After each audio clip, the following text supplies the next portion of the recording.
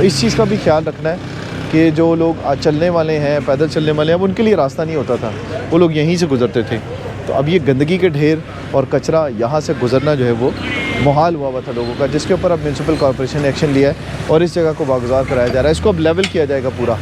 Footpath के साथ साथ गाड़ियाँ खड़ी होने के लिए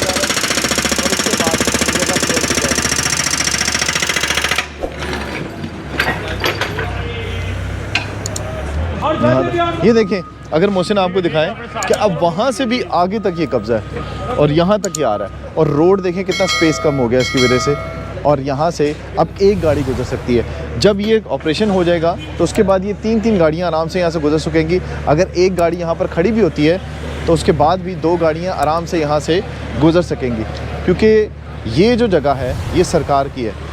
और पब्लिक प्लेस है,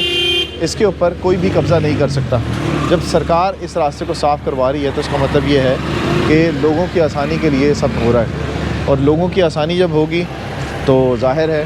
कि वो लोग जो यहाँ पर ख़रीदार हैं उनके लिए भी आसानी होगी।